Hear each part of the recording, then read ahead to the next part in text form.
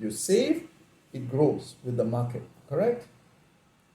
What's the temptation when you see the money, a lot of money? Take it out. Mm-hmm. So people take it out and buy a house, go pay for this, pay for that, they take it out. That's bad practice. You should keep it there because there's something called the illusion of money. It looks like a large sum of money, but because of inflation and interest rates, that money may not last as long as you think it will.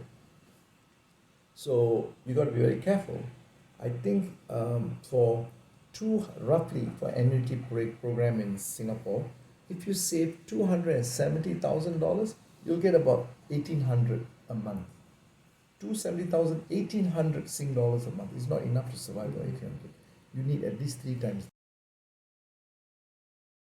The following is a long open conversation with Dr. Joseph Cherian, visiting professor of finance at the Samuel Curtis Johnson School of Management in Cornell University and the professor of practice of finance at the Asia School of Business in collaboration with MIT Sloan School of Management.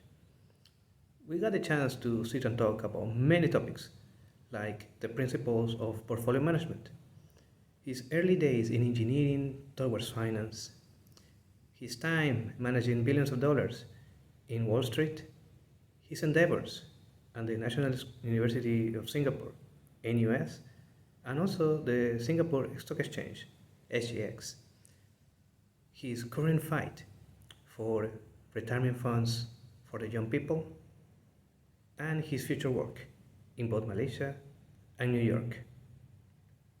This is on the Long with FVR podcast. If you like this thing, feel free to like and subscribe and to contribute to the channel on the description below. And now with y'all, Dr. Joseph Cherian. 3, 2, 1. Ladies and gentlemen, welcome to another episode of the Long with FVR. Today we have Professor Joseph Cherian. Thanks for doing this. Thank you. Finally, we have the chance to sit and discuss many topics. But people will be asking, wait a second, I saw that face before. Because you have been in Cornell, you have been in NEU, yes, and also you are right now in a School of Business. So my first question to you will be, can you tell us a little more about yourself? Well, the first thing is because I've been in many places, it tells you I'm quite an old man. That's what it is. But let me tell you a bit about my journey. I grew up, born and brought up in Malaysia. I grew up in Malacca, the historical town of Malacca. I went through primary school, high school, and then after my high school, I went to America. I did my electrical engineering degree at MIT. And after that, I worked as an engineer for 3 years. And then I abandoned engineering and became a finance guy. I did my master's and PhD in quantitative finance, or what they called at that time financial engineering. So it was related to engineering, but finance, where we use things like stochastic calculus and differential equations and Ito's lemma to be able to solve the complex mathematical problems in finance, especially in derivatives, swaps, options, and stuff like that. So I wrote a thesis in a very complex area called pricing derivatives in incomplete markets. And after that, I worked as a professor in finance. I taught for 1 year at Cornell and then at Boston University. And then I went to Wall Street. After about 8 or 9 years teaching, I went to Wall Street and I ran a group in this area of fund management. It was a pretty big group. By the time I left Wall Street, the group was about 67 billion US dollars in assets under management. This is managing other people's money, pension funds, high net worth investors, endowments, foundations, and so on. It's not our money, it's other people's money, it's not the company's money.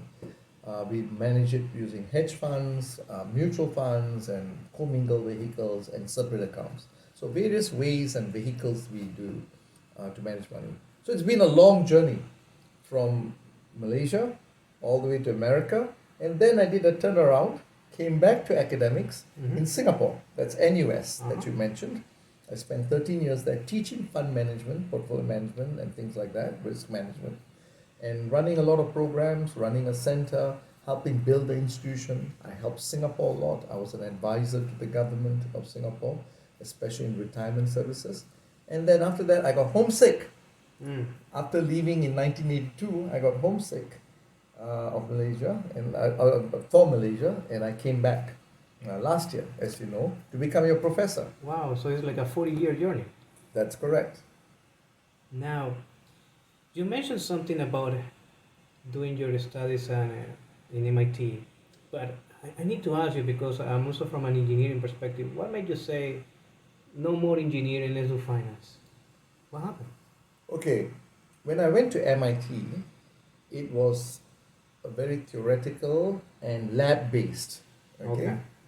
Okay. So I like that. Take the theory, put into practice. That's MIT. Mens et manus, right? Mhm. Mind and hand. So very good. Theory, solid principles, fundamental principles, and then you go to the lab and you implement it. When I went to the real world, I found out engineering, you must get your hands dirty. You're a petroleum engineer, right? Mhm. I was electrical engineer. You get your hands dirty, you know. After 3 years of getting my hands dirty, and there's another influence, a lot of my classmates in engineering from MIT went on to do their PhD in finance and went to Wall Street. And they didn't work, they went straight to do their PhD and then in finance. And it was a trend. At that time, it was a trend. And I said to myself, wait a minute, I can do that. You know, I can do the financial mathematics and so on.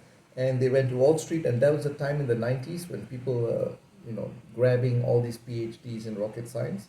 So the temptation was there. So in a way, I abandoned. That's why I said I abandoned engineering and went to something which was close called financial engineering, and that's how I switched. And you did a master's and a PhD. Correct. And for people who are unfamiliar, to write a thesis is not like writing a diary every day. It's something that is actually heavy. Yeah. So can you tell us how was the journey to write a thesis? It's a learning journey. It's not a learning journey. You know, you write down a learning journal. I think they call it learning journal, where you write every day what happened in a project and so on. It's not a learning journal. You have to come up with an original idea. It can be an extension of some other professors or academics' idea, or it can be your very own. Okay, and basically it takes a lot of creativity, a lot of reading, a lot of blood, sweat, and tears. I can tell you it's a lot. I don't recommend it to anyone. It's very frustrating because I went through 2 or 3 topics until I hit the final topic where I said, I'm going to do this. I finally found the area. Some people just never find it and they may move on. I was lucky. I found the area and I almost thought I was going to quit because it's not easy. It's a very long process. So when I found the area, I had a great advisor and dissertation team an advisory team in Cornell. He's very famous, my advisor. His name is Robert Jarrow, and there's a model in Wall Street that they use called Heath Jarrow Morton. It's used to price and hedge fixed income securities. It's about the term structure of interest rates. And basically, Heath Jarrow Morton, Jarrow is Robert Jarrow, my advisor, dissertation advisor. And not only that, David Heath was a professor at Cornell as well. And Andrew Morton was Bob Jarrow's and David Heath's student. So it's one unison, they came together. One trilogy, right? One trilogy came together and they wrote this very famous model that's used on Wall Street to this day, Heath Jarrow Morton. But anyway, that's my journey, and it was a tough one, but you need support. It's not just you yourself. Sometimes you're lucky it's you yourself, but you need the support, advice, talking to friends, even PhD students. I used to talk a lot to my colleagues, asking them about their ideas, my idea, just bouncing ideas. And I think that's where the support network is also very important. Also, in the road to get your thesis done is also like a little race because many PhDs are trying also to converge to the same topic. Correct. So it's a little bit because people read about it. You know, when you defend your thesis or when you write about your proposal, word gets around. So there can be others who hop on the bandwagon, right? So you got to hurry up. Let me tell you something. I finished my thesis in 3 years, my PhD. 2 years, or even less than 2 years. I worked through the night. I just worked. I got a computer called the Next Station. I don't know if you heard of it. The Next Station was designed by Steve Jobs. After he left Apple, he created a company called Next, Next. He built the stations, and brilliance of Steve Jobs is that he always is ahead of the curve. He built these computers which were so powerful at that time. We're talking the late 80s, early 90s. And I had a Next Station and a Next Cube. Those are computers. If I had them to this day, it's probably worth millions of dollars. but I unfortunately discarded it when I switched to IBM. But anyway, it came embedded with Mathematica. Mm-hmm. Remember Mathematica to do simulations Uh-huh. and all that? It came with LaTeX. Oh. We're talking 1989, 1990. Mm-hmm. It came with LaTeX. So you could write mathematical essays. Uh-huh. It came with a whole bunch of other tools that allowed it to be used for a thesis so easily. You know, one station you could do everything. In the old days, you have to go to the computer library or to the computer lab to be able to run your thesis and your models. Even to run a simulation. I remember a friend, former professor, George Moridius from the Lawrence National Laboratory. He told me that when he was doing his PhD, he has to go with his simulation, go to somewhere in the middle of the Correct. campus to just put the 5-inch floppy disk drive and run. That's correct. But we had it all in the next station, and I had two of those machines, and it really helped me write my thesis expedite. Mhm. But I had to work through the night. Partly because my wife had already moved to Boston. That's why I had to move to Boston, but I want to finish my thesis and then move to Boston. So I just worked very hard. I think it was less than a year and a half I finished my thesis. I can't remember exactly. Altogether, I spent 4 years at Cornell, master's and PhD. I think I finished my master's in like 2 years or something. And then you spend a bit of time looking for your topic, defending it, and then you write it. I think I spent about 1.5 years writing the thesis. Yeah, because usually you do the preliminaries and then the Correct. qualifiers, and then you just define. Correct. You have to do the qualifying exam, and then you do the verbal proposal. Once you're done with that, and the committee says yes, you can do your PhD, you go into what's called ABD, all but dissertation. Mhm. Then you start working on dissertation. So I can tell you, I burned the midnight oil. I worked very hard, sleeping on 2 to 3 hours of sleep every day until I finished and defended it. And then I went and moved to Boston. I got a job in Boston at Boston University. It worked out well because my wife was there already. And I started my career in academics. Yeah. That's a fascinating story from Ithaca to To Boston. Boston. And then from then on, I always stayed in Boston or New York. Yeah. Now, you spent some years in Boston University, Yes. right? How was those years? Because I remember Boston University is kind of close to the Fenway Park Not just Fenway Park, MIT too. as well. You know, where you're wearing an MIT t-shirt, a jumpsuit. So it was an intellectual hub. When I arrived at BU, Boston University, the first major lunch I had was with Robert Burton. I think I told you all in the class Oh yeah. that his close friend and co-author, Professor Zvi Bodhi, was teaching at Harvard. Professor Zvi Bodhi knew me very well and was a very close friend and my mentor. And he said, how would you like to have lunch with Robert Merton? I said, I used to use all his thesis and all his papers and all his documents and equations and appendix and everything that he wrote. I've used it in my thesis. I said, I would love to meet him. So in Boston University, I got to meet Professor Merton in my first year as an assistant professor, young assistant professor. That was such a privilege. And of course, since then, I met so many more friends in academics who served them as a role model and mentor. Apart from the support, mentors and role models play a big part in your career. I had Steve Ross, Professor Ross. I knew Professor Burton, Professor Zvi Bodhi. There's a whole bunch of them. I met Professor Robert Jarrow that were part of my nurturing process. I enjoyed BU, you know why? I not only was able to work on research, I was able to impact industry. And that's what I liked. As you can tell, I loved impacting industry. So I used to organize with Professor Zvi Bodhi, who I told you was not just my co-author but my mentor. I organized a lot of conferences and seminars that brought industry to academics. Usually the conferences are all about academics. But what I did was bring industry people to academic conferences, hold it in Boston, and invite famous people from industry to speak. In fact, one of them you actually may have had at MIT, Professor Robert Posen. Did you have Robert Posen? I don't remember Robert Posen in our class. Okay, but I think he taught in the other class, MCB, maybe in the MCB. They told me that Professor Posen.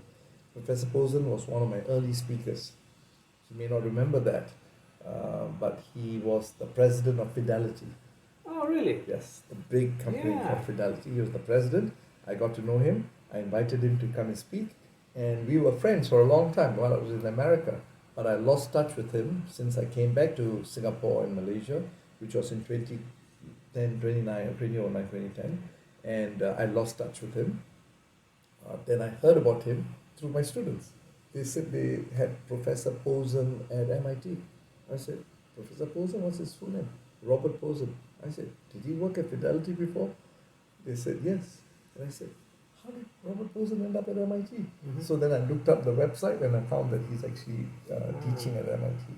So that's how the whole world comes around the full circle. This is one example. Now, I remember you mentioned in our class that once you went from the academia to the industry, you received one specific piece of advice called tips. Oh, yes. A lot of things that happened to me have been advised from Professor Zvi Bodhi and Professor Robert Merton. I think I was very close to, not so much to Professor Merton because he was at MIT or Harvard at that time. I was close to Professor Zvi Bodhi, who used to write articles with Bob Merton. So they'll take me to lunch once in a while or dinner, and we'll meet each other that way through Zvi Bodhi at his house. I even met him at his house. Professor Merton came to Zvi Bodhi's house for an event called Seder. It's a Jewish event called Seder. So I was there with my wife. And through these conversations, they give me a lot of advice. And one of them is, they mentioned that you're going to Wall Street. Your wife is already on Wall Street. She was already a fund manager. You've got a lot of human capital invested in equities because it's a company. It's a Wall Street. It's equities. It's a financial institution. Whether it's Bank of America, Credit Suisse, or Goldman, it's all financial institutions. You've got a lot of human capital. The present value of your human capital wage income is a big chunk of your assets. If your portfolio of assets, the human capital part. So they said, what you should do is do diversification or hedging and don't invest in equities, buy safe assets. So I said, okay, I can buy bonds, no problem. They don't just buy bonds, buy tips. They just started issuing tips in 1998 or 99, around that time when I was going to Wall Street. They said, you should buy tips. They just issued these things. They're inflation index bonds because if inflation goes up, you're protected. If inflation doesn't go up, it's okay. You don't care because the cost of goods are stable. But if the cost of goods go up, inflation bonds protect you. And it's safe because I'm holding it to maturity. So I bought a 30-year bond. That means I don't need it. If I buy in 1998, I don't need it 2028. You see what I'm saying? It's a long runway. So they say it's safe. Don't buy or sell it in between because then you can have fluctuation in the interest rate and the market price. But you wait till the maturity, you'll get the inflation index value and the face. Everything paid up, no risk because it's a government bond. I did that. And it was the best advice because I was on Wall Street. Some of the banks I work with are no longer existing, like Credit Suisse. Right? It's risky. But I have the safety net of tips, which are not just safe in terms of government bonds, US government bonds, but guess what? Inflation went up in the last 3 to 5 years. And the tips interest rate went up as a result of that. It's magical that you mentioned that the philosophy of the investor is to go the distance. And 30 years from 1998, right now, is actually kind of close. Yeah. But back in those days, it felt like an eternity. It is. And that's the whole point. It's a safety net. It was in case things go wrong. I don't need it right away. So I said, let me keep it for retirement. So I bought it more for retirement. When I hit 2028, maybe I'll retire. That's what? 5 years from now? I could retire. I'll be 65, maybe. Maybe I won't. I don't know. In America, the retirement age is 68 and a half. So I don't know. But at least the first tranche, I bought a tranche, a set of them, a laddered, what we call a sequence of laddered bond portfolios. So basically what happens is if I need the money early because of liquidity needs, I could always sell the bond by the risk of interest rates going against me, right? The price could go very low if interest rates go up, correct? So then I have that risk, what called liquidity reinvestment risk. But if I don't need the money, come 2028, I can take it out and I can use it for whatever purpose. or deposit into another retirement savings account, you know. So we can do many things with it. I bought a tranche of them, a laddered portfolio of them, so which means every year there'll be something maturing. Okay, that's the way I structured it. It's for retirement and safety net. It's not for early use. And that's an angle that very few people sometimes cannot see right away because they just want to get rich quick. And it's like, no. This is for retirement. This is not for now. Right. This is for later. And again, I'm to emphasize, Fabian, this is not against the mantra of getting rich. Uh-huh. Because what we're doing is, I say, safety net. That means I'm setting a pool of money aside for the purpose of hedging against inflation and uncertainty, because these are safety net, government bonds, US government bonds. Unless the US government goes bankrupt, they'll pay me, correct? The rest of the money, especially the bonuses I made on Wall Street, can be invested in risky assets. It can be in get rich quick schemes, not scams, schemes. Okay, so I'm not saying you're precluding the investing in risky assets.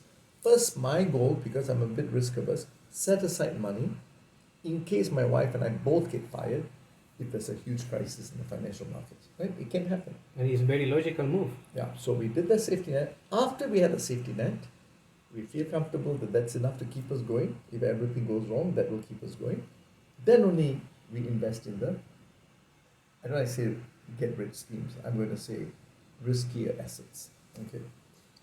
You mentioned risky behavior and you went to Wall Street.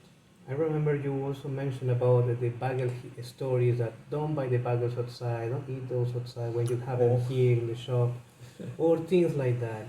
So what did you see right there that is like, hey, be careful what you're doing?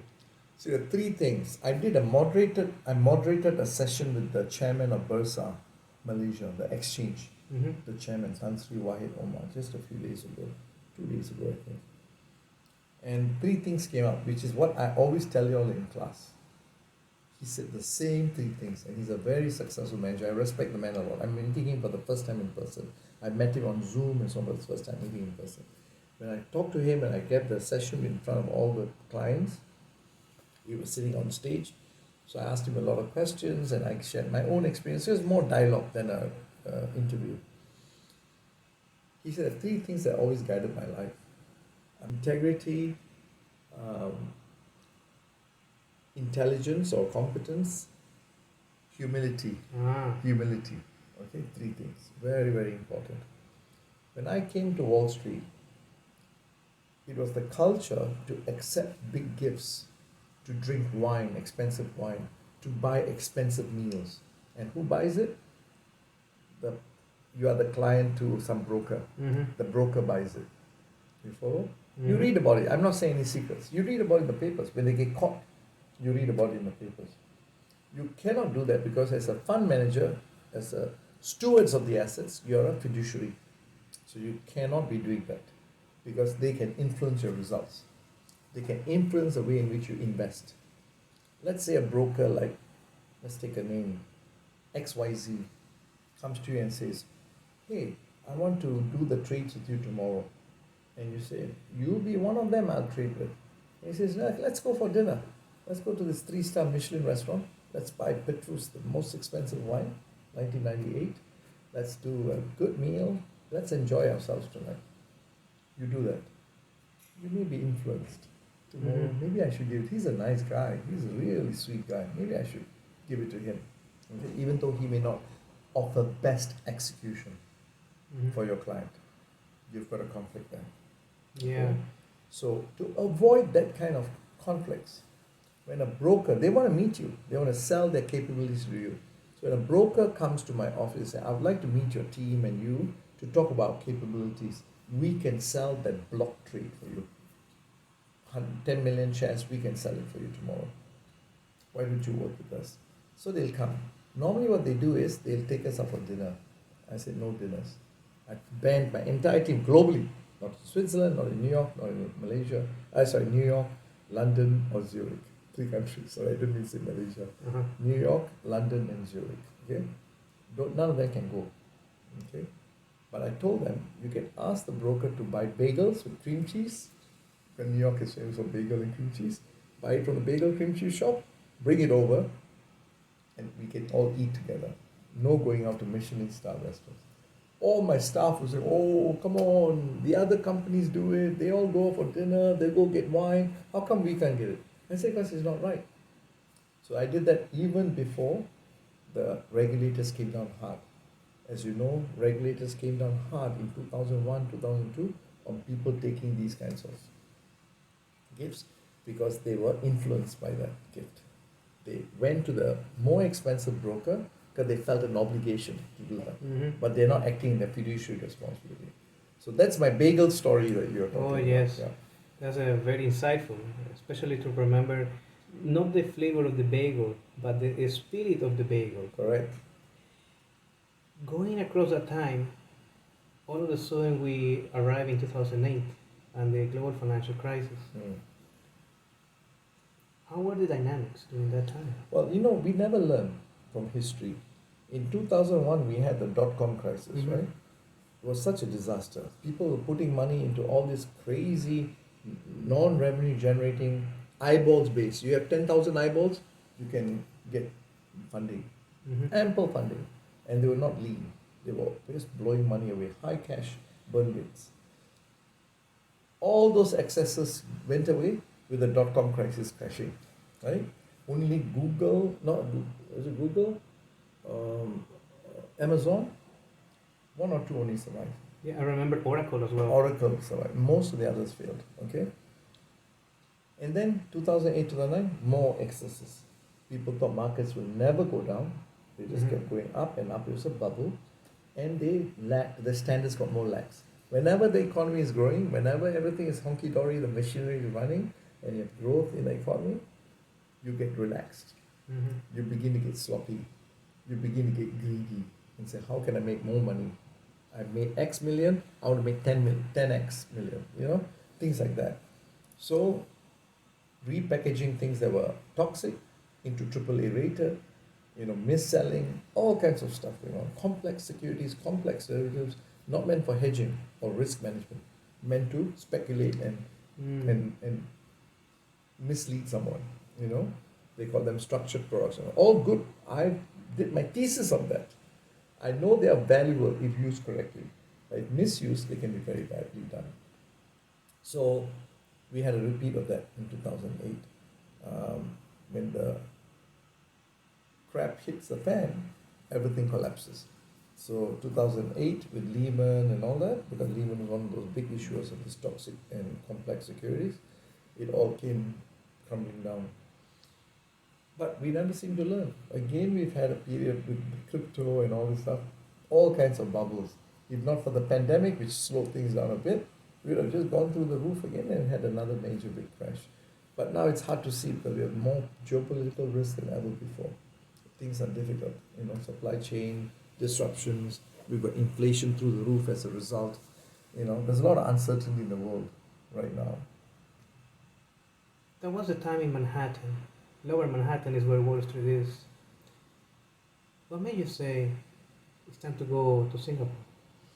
Okay, a couple of reasons. One is, I could sense the excesses in Wall Street because I left before the crisis. And I left just before. But I was still in New York because I did have a non-compete. So I had to stay in New York for a while. And I was still advising and stuff like that. So what happened was, one is I saw the excesses. My neighbors, I think I told you the story in my class. Neighbors, Ferraris getting seized, house foreclosed. This is a very expensive neighborhood, gated community in New York. What's going on? Something's going on. People over-levered. People didn't have any revenues, but they spent money like there's no tomorrow. Because there's a lot of liquidity feeding their excesses, like what we have now. Private equity money and VC money supporting every kind of startup without looking at the quality of the startup. Anyway, not to say I'm against startups. I think it's very important to have startups, and the economy has to grow based on startups, and SMEs too, very important part of the economy. But you don't have excess of this stuff. You don't have hype. You don't have bubbles, which is what always happens. So anyway, when the crisis happened, I said it's time for me to leave. And secondly, my parents are getting old in Malaysia, and my dad was very ill, so I had to go back. And that's what happened was the government of Singapore, one of my students at Cornell, turned up, actually not my student, my teaching assistant, my TA, like the AAs we have here, the teaching assistant was my student. When he heard I wanted to come back because of my dad's situation, he said, why don't you come to Singapore? And that's how it happened. I went to Singapore as the guest of the government. Yeah. That's a very nice story. Thank you. So, from Malaysia will be the little piece of land south the border, but from the outside is a financial hub. Correct. Those 10 years or 10 plus years in Singapore, what did you see that it was different from Manhattan or other places? Well, Singapore is a great country, very clean, very well managed, business friendly. You know, it's a great country. When I was in New York, I used to live in Manhattan and in Westchester. Mm-hmm. Manhattan is a bustling city, Wall Street, everything's there. Westchester is where they all lived. All the CEOs lived in Westchester. All the senior MDs, they lived in Westchester because it's got beautiful homes, well manicured. They call it the suburb. Mm-hmm. So the best way to describe Singapore is it's a thriving financial hub in a suburb. Hong Kong is slightly different. Hong Kong is a very happy. I mean, forget all the issues that they're having and all that in the last 5 years, but it's more of a Manhattan in an Asian context. You know, that's how I see it. Sometimes you need order, like in Singapore, and sometimes you need a bit of craziness. KL has both of both. You know, and my wife and I both love it in KL because it's got a bit of the craziness, it's got a bit of the order, you know, it's like Singapore but a bit crazier, you know, and a bit messier. And sometimes you need that for a startup environment, you know, for people to be creative and to think. You can't have it too organized. Life gets too comfortable. So I would say KL is pretty fun. You know, it's somewhere between Hong Kong and Singapore. It's not New York, you know, but somewhere in between the two.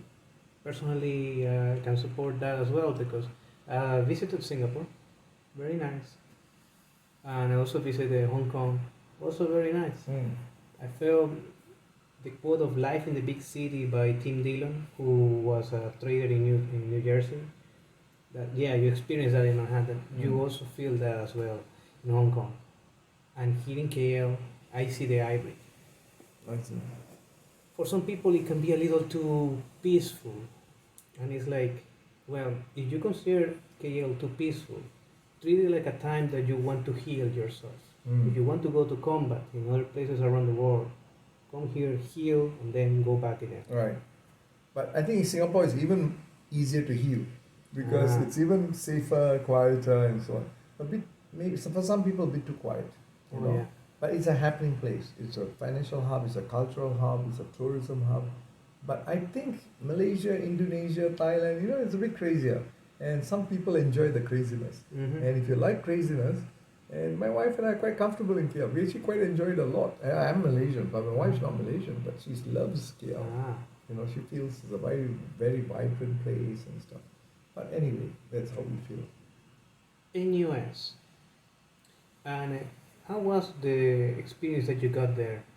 I also happened to read that you are one of the advisors for the stock exchange out there.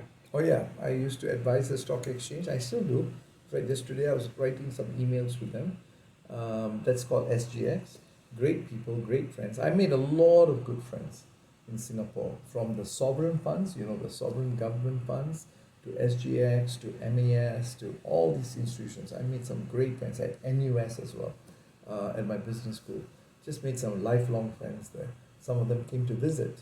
Professor Emery Hernich came visited from NUS. Professor Wong Po Kam, I don't know you remember, Wong Po Kam came and gave a master class and a lecture. Professor Ben Charon Wong came from NUS as well, recently gave a talk. So we have a lot of friends, you know, and they come because I know them and so on. So coming to what I liked about NUS was the dean at that time, a guy called Bernard Yong, who I used to work very well with. He's originally from Hong Kong, but he went to Chicago and got some really spectacular degrees, and he was a spectacular professor in America and highly rated in terms of teaching and his research, world class research. I was very close to him. We said, let's build the industry academic bridge with NUS. Let's see how we can make more friends in industry and make our curriculum more relevant. What MIT has been doing all along and what ASB has been doing since the start, we were saying let's do that, especially in the business school.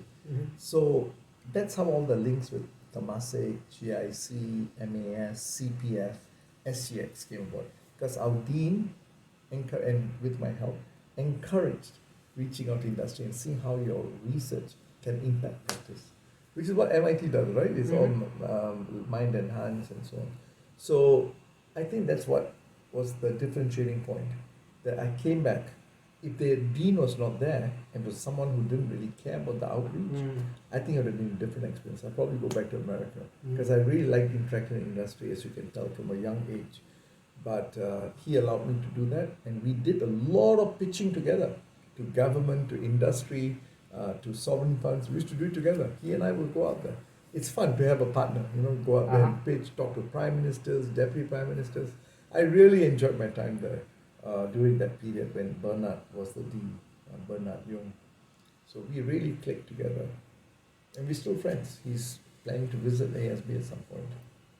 Also, at the beginning of the talk, you mentioned that in NUS you teach this course called Portfolio Management. Correct. And for people who are watching this the very first time who didn't take your course, they may ask, wait a second, in portfolio management you manage portfolios, or what is about? Okay, it's about everything. It's about portfolio management, it's about building models to manage money, it's about fundamental analysis, how do you analyze a stock from the individual company point of view, how it's about risk management, all these things, right? It's how you are a good steward of other people's money. Okay? People entrust you with a pool of money, and you're supposed to manage it in a diversified manner and to earn risk-adjusted returns for them. So that when they retire or when they need the money, it's safe and it's grown nicely through the power of compounding and stuff like that. So basically what happened was I taught this class. I used to teach derivatives, options and futures and investments for other classes. But when I taught this class, it was so popular that I decided to do a bit more of this. So I taught that class in 3 sessions to undergrads, to MBAs, and to Masters of Finance students, the same course. And it was popular and people liked it. So I did that. Then I did a lot of exec ed as well, executive education. And I also did master classes, keynotes. I do a lot of keynotes. And that's all part of this. They ask you to do a keynote, not on portfolio management. They say keynote on sustainable finance. What's that about? So you do a talk. You have to go read up and come up with your own thoughts. So I enjoyed it. Singapore was fun. And that was until around 2022, right?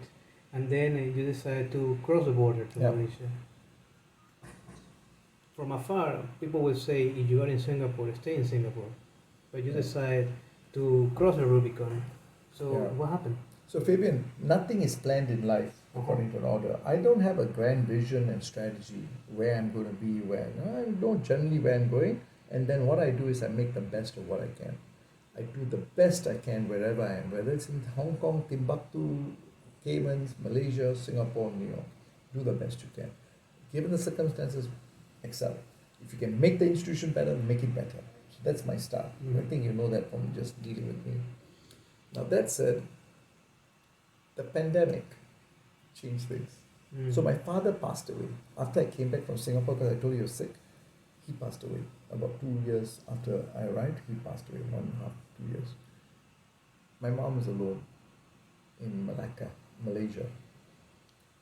During the pandemic, I used to go every month to visit my family. During the pandemic, I couldn't go. They closed the border. Remember, Malaysia, Singapore, they closed the border. March 2020, they closed the border. I think they didn't reopen it in April 2022, maybe? I forget when. April 2022. That's close to 2+ years. The border was closed. I couldn't leave Singapore at all. Stuck on the island. I couldn't see my mom. She was very old. She was very lonely. All the children abroad. Nobody could come. New Zealand, Boston, London, they can't come. It's closed, the border. So basically, I was thinking to myself after that pandemic ended, maybe it's time for me to move away, go back to a bigger place. So it'd be either America or Malaysia. Coincidentally, Cornell called me to go back to America through a conversation with the dean, and MIT, Charlie Fine, who was the president here, who's from MIT, invited me to come here. I did talks in both places, I had to do seminars and so on. It went well. Both places made me an offer, but unfortunately the sequencing was not right. So it's good to be lucky, but you got to be super lucky, because Cornell made me the offer early. I think it was just a bit earlier, and then ASB came later. Mm-hmm. So I had to make a decision. So I said, I'll talk to both deans, because they seem to be really nice people. Let me talk to both deans. I talked to both deans, Cornell and ASB, and they both said, we'll share you. So I was able to not only, in case another pandemic hits, I'm no longer stuck on an island, okay, a small island, but now I have two places I can go to, because once you're PR of those countries, you're allowed to go, for a job, you're allowed to go back and forth. So in case there's a pandemic again, at least I can travel in Malaysia and America. And of course, Malaysia is a big country. You can travel within Malaysia as well. The only problem during the pandemic is Singapore is very small. It's a very safe country. It handled the pandemic very well, COVID. But it's a small country. You cannot leave it, So I felt a bit claustrophobic. So that's what's the changing point. And it's totally natural and understandable, Yes. even in this context. You mentioned about Cornell recently, and that also a little place right there called Roosevelt Island. Yeah. Because one of the things that you're right now cooking is an incoming visitor. Yeah. I'm a visiting professor at Roosevelt Island, not at Ithaca. Not at Ithaca. But there's a Johnson School campus in Roosevelt Island. Mm-hmm. So they have executive MBAs and MBAs like you in Johnson School in New York City. The reason is because I was in Manhattan for many years, Boston and Manhattan. I like the fast life. I like Manhattan. So I love Ithaca, but I said, if I'm going to teach for 2 months or 4 months, I'd rather do it in Manhattan. So I asked the dean, can I teach in Manhattan? He said, yeah, we have got 2 classes meeting there. They need your expertise, valuation of securities. Can you teach that class there? I said, why not? So that's why I ended up doing teaching executive MBAs and regular MBAs, what they call the MBA Tech program, because it's in Cornell Tech, out of Cornell Tech in New York City. And it's on Roosevelt Island, you're right. Which is very thriving, and if you have the chance to go there, just take your chance. It's very nice also to exit the island, because you take one of those ferries that goes... The tram, no, not the ferry, the tram. It's a tram. It's a sky tram. It's a beautiful ride over the river. You get some nice views and so on. You're right, the Roosevelt Island is accessed by a tram. Now, one of the main topics that you discuss in your class, and just been also discussing in this small interview, is about retirement plans. Yeah. Because, let's be honest, retirement plans are not like they used to be. Which are your thoughts about people that all of a sudden they realize they have no pension, but they have to be more savvy about their investments? Yeah, so retirement savings is one of the most neglected activity, because you start early, and you don't start early, you never will do it. So you got to start early. Then when you do it early, it accumulates, right? Our retirement money, if you start at the age of 22 and you start working, it accumulates. By the time you reach 35, you say, whoa, I've got a lot of money here, because it's accumulated. You save, it grows with the market, correct? What's the temptation when you see the money, a lot of money? Take it out. So people take it out and buy a house, or pay for this, pay for that, they take it out. That's bad practice. You should keep it there, because there's something called the illusion of money. It looks like a large sum of money, but because of inflation and interest rates, that money may not last as long as you think it will. So you got to be very careful. I think roughly for annuity program in Singapore, if you save $270,000, you'll get about 1,800 a month. 270,000, 1,800 Sing dollars a month is not enough to survive on 1,800. You need at least 3 times that. And if you allow me to interrupt, for context, 1,800 Sing dollars are actually not that much. If you as a foreigner wants to work and live in Singapore, the only way to go there is with a visa that says you have a salary of 5,000 Singaporean dollars. Otherwise, there is no visa for you. So imagine That is small amount. It's not enough to survive. You got healthcare, you got everything, expenses to take care of. Not enough. So basically, it's what they call the money illusion factor. You need to save early, let it grow, and don't dig into it. Okay, don't be tempted to dig into it. Now, that said, if you don't have enough, there are other ways you can supplement. One is to sell your house through a reverse mortgage. Because you don't want to sell your house and then you'll be homeless. But what you do is a reverse mortgage. So you get income from the bank for putting the house to the bank for a period of time. Okay, so it's called reverse mortgage. The income that you get from reverse mortgage goes directly into your retirement. In Singapore, and all that's the way it works. Goes directly for your retirement. You can't use it to go have a holiday in Vietnam. Okay, so that's one way. House. Another way is you spend less. Okay, because too bad, but you have to spend less. I mean, that's the two primary ways. There are other ways you can sublet a room, in your house. There's so many other things you can do to monetize your assets. But primarily, it's basically a reverse mortgage and spend less. Yeah. I'm also very happy that you are bringing this to younger generations because, let's be honest, the generation of my father and my mother, they were in the army, they were in the civil force, the air force.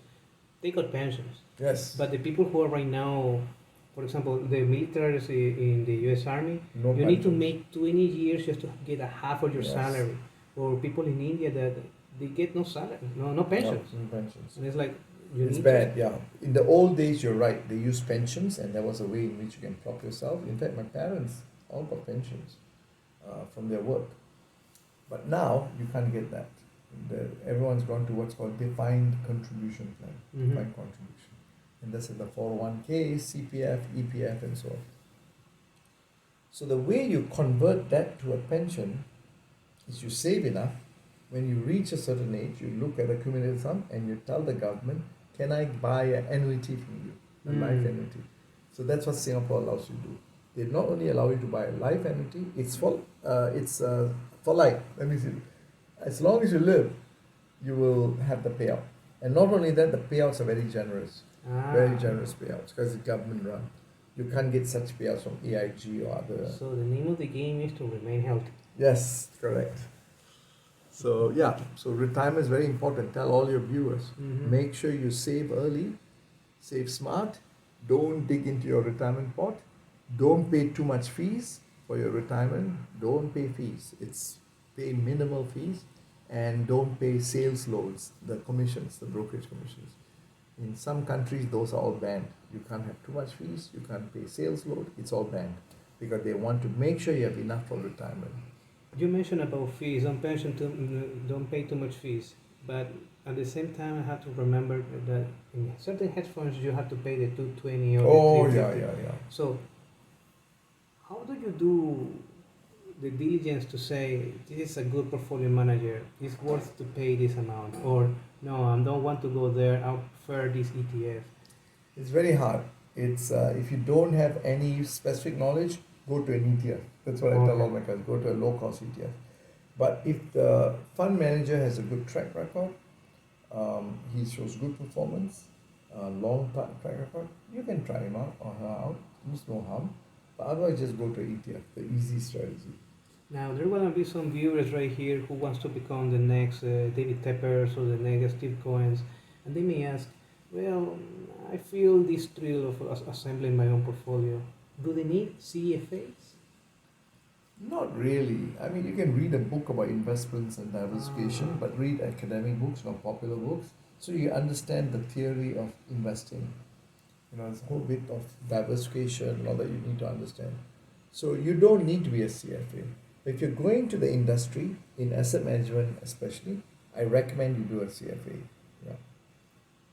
You mentioned as well to read the research, because from time to time you want to experiment with a certain beta or certain factor that allows you to have an edge. In fact, in your class, you always share these insights that you got through the years. So through the what? Through the years, which is through the years, over the years, yeah. Which is, look at that. Once you read and you keep learning, you sometimes Yeah. can get something that no one else has. See, continuous learning is so important. I'm not saying because I'm an academic, but every time you go, you study, you learn new strategies, new models, you read new ideas, new articles. It's just important. So your journey doesn't end with the MBA or undergrad or PhD. Mm-hmm. It's a continuous learning journey. Now I'm learning all about sustainability and ESG. I talk about financing of sustainability and ESG. I've written papers on it and given keynotes. But I had to read about it and find out what are the problems, where are the issues, how can I help, what ideas do I have. But you need to read, you have to have continuous learning. So that's what I would say. Yeah. Across your journey, you made decisions. And I would like to ask, if you want to share, of course, which was the biggest and most challenging compromise you did? Challenging compromise. I think switching from engineering to finance was a bit of a, I struggled a lot about it. I struggled a lot with it. Partly because I always felt I want to be an engineer from a young age. I loved the idea of being an engineer. And then I abandoned it. I worked for 3 years and I abandoned it. So if I felt, this is a bit weird kind of thing. Because maybe I would have been the next Microsoft CEO, right? If I stayed in engineering. Just kidding. But anyway, I guess I compromised my engineering principles for comfort and some additional money, pocket money. Oh, yeah. I made some compromise there. But I have no regrets. I had a wonderful journey. I gave back a lot. I mentored, coached a lot of people. As I said earlier in the interview, you do the best you can wherever you are. You're given a slate of a deck of cards, you do the best you can. And that's my mantra, my motto. Yeah. And I believe there are going to be some young people right there. They would like to hear or maybe ask other questions. One of those might be, what piece of advice will you give to your younger self? Patience. I was a very impatient person when I was young. I was not humble because I was a top student in my country. I became humble when I went to MIT and found out everyone was smarter than me. So you become humble. So have patience, have humility. These are things I lacked in those days. I had the brains, sort of. I thought I didn't have a lot of brains, but I found out I had people smarter than me when I went to America. What else? Do good to others. Be caring, give back. Sometimes when you're young and you're very good and top in the class, you think more and more about yourself. You're very conceited. You always give back and think about others. Lend a helping hand to friends and who need support. I think that's what I've learned over the years. And I will tell that to my younger self. Yeah. I guess I cannot find a better way to close this interview. Thank you very much for your time. Thank you, Fabian. I appreciate the opportunity. Absolutely. And for people out there, please stay safe and see you when I see you. Bye. And that's it.